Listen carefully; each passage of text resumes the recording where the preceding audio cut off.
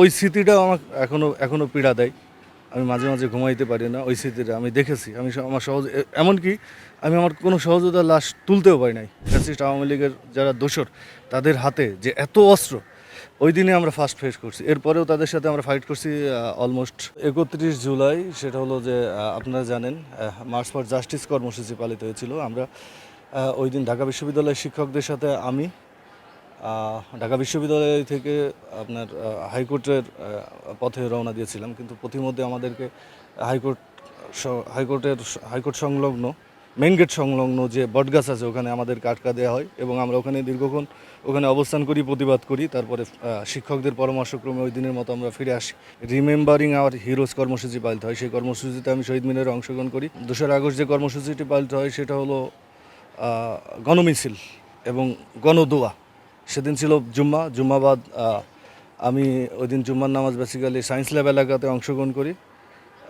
ওখানে কর্মসূচি পালন করার মতো কোনো অবস্থাই ছিল না। মানে আমরা ওখানে যাওয়ার পূর্বেই পুলিশ এবং পুলিশসহ আইনশৃঙ্খলা রক্ষাকারী বাহিনী সেখানে আগেই সাজোয়া জওয়ান সহ অবস্থান করেছিল। সো ওখানে কর্মসূচি পালন করার কোনো অবস্থাই ছিল না। এর মধ্যেও আমি সেখানে উপস্থিত থেকে আমি সংগঠিত করে কর্মসূচিটি বাস্তবায়ন করি। এরপরে 3 আগস্ট ছিল এক দফা কর্মসূচি বাস্তবায়নের দিন। সেদিন শহীদ মিনার থেকে এক দফা কর্মসূচি ঘোষণার দিন ছিল বৈষম্যবিরোধী ছাত্র আন্দোলনের নেতৃবৃন্দের দ্বারা। তো আমরা ওই দিন সকাল 11টার দিকে ঢাকা মেডিকেল কলেজে অবস্থান করি। তো আমাদের উপরে অতর্কিতভাবে আপনার যুবলীগ সহ স্থানীয় যুবলীগ সহ আওয়ামী লীগ নেতৃবৃন্দ আমাদের উপর অতর্কিত হামলা চালায় এবং আপনাদের জ্ঞাতাতে জানাচ্ছি ওই দিন আমরা প্রথম পাল্টা আক্রমণ চালাই আওয়ামী লীগের উপরে, যুবলীগের উপরে, ছাত্রলীগের উপরে। ওই দিনই আমরা প্রথম পাল্টা আক্রমণ চালাই, সেটা শহীদ মিনার এক দফার যে কর্মসূচি সেটাতে অংশগ্রহণ করি এবং ওখান থেকে 4 তারিখে বৈষম্যবিরোধী ছাত্র আন্দোলন একটা কর্মসূচি গ্রহণ করে, অসহযোগ আন্দোলন, সেটা 4 আগস্ট। তো 4 আগস্টে আমি এবং আপনারা এটাও জানেন যে ওই দিন হলো আওয়ামী লীগ এবং তার অঙ্গ এবং সহযোগী সংগঠন সর্বশক্তি নিয়ে মাঠে নামে 4 আগস্ট তারিখে। তো আমি সকাল 10টায় ওই দিন হলো আপনার শাহবাগে অবস্থান নেই। আমি যাওয়ার পূর্বে ওখানে গিয়ে দেখি ছাত্রলীগ যুবলীগ মিলে তারা 30-40 জনের একটা গ্রুপ ওখানে অবস্থান নিয়েছিল। আমি প্রাথমিক পর্যায়ে মাঠে যাই নাই। আমি প্রথমে অবলোকন করছিলাম সার্বিক অবস্থা। তো আমি দেখছি যে ওখানে যুবলীগ, আওয়ামী লীগ, যুবলীগ, ছাত্রলীগ মিলে নিরীহ শিক্ষার্থী বা ইভন পথচারীদেরকেও তারা টর্চার করছে। তো এই অবস্থা দেখে আমি সহ্য করতে পারি নাই। আমি ওখান থেকে মিছিল মানে একটা স্লোগান শুরু করলে আশেপাশ থেকে দেখলাম যে অনেকে সংগঠিত হয়েছে এবং সাথে সাথে আমরা তাদেরকে ধাওয়া করলে তারা পিজি হসপিটালের অভ্যন্তরে তারা প্রবেশ করে এবং ওখান থেকে তারা আমাদের উপর ইট পাটকেলনি করে। পরে এখানে তো ব্যাপক জনসমাগম হয়। তো আমাদের প্রতিরোধের মুখে পরে আর তারা টিকে থাকতে পারে নাই, চলে গেছে।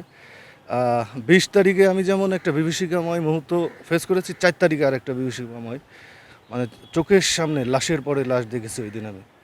শাহবাগ থেকে আমি আপনারা অনেকেই জানে না, যারা শাহবাগে ছিল তারা অনেকেই জানে না, ছাত্রলীগ, যুবলীগ বলেন, আওয়ামী লীগ বলেন, তারা পরিবাগ এলাকায় সংগঠিত ছিল।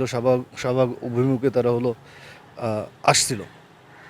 তাদের হাতে অস্ত্রে সজ্জিত, দেশীয় অস্ত্র বলেন, লেথাল ওয়েপন বলেন, সব কিছু তাদের হাতে। আপনি নিজ চোখে না দেখলে বুঝতে পারবেন না অস্ত্র, মানে আওয়ামী লীগের হাতে বা ফ্যাসিস্ট আওয়ামী লীগের যারা দোসর তাদের হাতে যে এত অস্ত্র ওই দিনে আমরা ফার্স্ট ফেস করছি। এরপরেও তাদের সাথে আমরা ফাইট করছি অলমোস্ট 3 থেকে 3.5 ঘন্টা এবং তাদেরকে কাউরান বাজার এলাকায় নিয়ে মোটামুটি পরাস্ত করছি। ওখান থেকে পরাজিত হয়ে তারা মোটামুটি কাউরান বাজার কাঁচা বাজারের দিকে চলে গেছে। তো এরপরে আমরা ওই দিন ভেবেছিলাম আমরা গণভবন এলাকায় ওই দিনই যাব গণভবন দখলের উদ্দেশ্যে। সো আমরা হাঁটছিলাম, আমি কিন্তু সম্মুখে সারিতে ছিলাম, আমরা হাঁটতেছিলাম ওইভাবেই। পুলিশ আমাদের উপরে ফায়ার করতে করতে পিছু হটছিল, ফায়ার করছে। সে সময় সররা গুলি, সাউন্ড গ্রেনেড বা রাবার বুলেট এটা বলতে পারেন। ফার্ম গেটে যখন যাই সেই সময়টা তারা অ্যাম্বুশ করে আমাদের উপরে লেথাল ওয়েপন ছোড়া শুরু করে। ওই সময় আমি দেখছি লাশের পরে লাশ, লাশের পরে লাশ। তো ওই স্মৃতিটাও আমার এখনো পীড়া দেয়। আমি মাঝে মাঝে ঘুমাইতে পারি না ওই স্মৃতিটা আমি দেখেছি। আমি আমার এমনকি আমি আমার কোনো সহযোদ্ধার লাশ তুলতেও পারি নাই ওই সময়। 5-6টা লাশ আমার চোখের সামনে পড়েছিল, বাট আমি তোলার সাহসও করি নাই।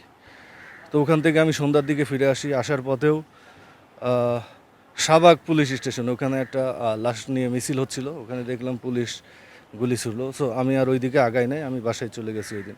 বাসায় মানে আমি যেখানে আশ্রয় নিয়েছিলাম ওখানে চলে গেছি।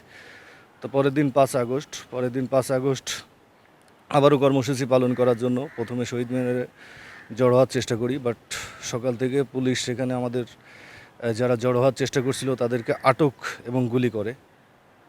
তো আমি ওখানে জড়ো হইতে পারি নাই। আমি মোটামুটি পিছু সরে গিয়ে আমি আমার হল সলিমুল্লাহ মুসলিম হলের পাশে পলাশী বাজার আপনারা চিনেন, ওখানে অবস্থান নেই। এবং ওখানে আমরা প্রথমে 1 জন থেকে 2 জন থেকে 3 জন থেকে 4 জন থেকে 5 জন থেকে 10 জন এভাবে যখন হয় তখন আমরা পলাশির মাঝে যে আপনার স্ট্যান্ডটা আছে মাঝখানে, ওখানে আমরা অবস্থান নেই। আমাদের দেখা দেখি আশেপাশের বাজার থেকে বলেন আশেপাশ থেকে লোকজন জড়ো হওয়া শুরু করে। তো একটা পর্যায়ে আমরা 50-60 জন জড়ো হয়ে যাই। তারপরে আমরা সিদ্ধান্ত নিলাম যে আমরা 144 ধারে ব্রেক করে শাহবাগ অভিমুখে যাব এবং আমরা দখল করব। তখন বাজে 11টা। তো প্রথমত আমাদেরকে সেনাবাহিনী বাধা দেয়, ওখানে যারা সেনাবাহিনী ছিল তারা বাধা দেয়, বাট অত জোরালোভাবে না। তো আমরা বুঝছিলাম যে সেনাবাহিনী আমাদের পক্ষে। তো আমরা 11টা 10-এর দিকে মিছিলটা শুরু করি। ওখান থেকে আমরা মিছিল যখন শুরু করি তখন দেখি যে আমাদের মিছিলের পিছনে অনেক লোক। আমরা ঢাকা বিশ্ববিদ্যালয় হয়ে মিছিলটা কলা ভবন হয়ে রাজু ভাস্কর্য হয়ে আপনার আমাদের সেন্ট্রাল মসজিদ হয়ে কবি নজরুলের মাজার হয়ে যখন হলো আপনার চারুকলা পার হয়ে যাই, তখন সেনাবাহিনী শাহবাগে যে সেনাবাহিনীর সদস্যগণ দেশপ্রেমিক সদস্যগণ অবস্থান করছিল তারা আমাদেরকে বাধা দেয়। আমরা সে বাধা মানি নাই। ওখানে পুলিশও ছিল ওই সময়, মানে ইভেন ওই সময়ও পুলিশ ছিল, তারা আমাদেরকে বাধা দেওয়ার চেষ্টা করছে, বাট আমরা বাধা মানি নাই। আমরা যখন তাদের উপরে তেড়ে যাচ্ছিলাম সেই সময় তারা আমাদের কাছে এক প্রকার করজোর করে ক্ষমা চেয়ে স্থানটা ত্যাগ করে। এইটাই ইতিহাস। এরপরে শাহবাগ দখল। আমরা নতুন বাংলাদেশ, এমন বাংলাদেশ চাই যে বাংলাদেশে আগের ফ্যাসিবাদী আর ফিরে আসবে না। সাম্য, মানবিক এবং ন্যায় বিচারের যে বাংলাদেশ, সেই বাংলাদেশটাই আমরা চাই।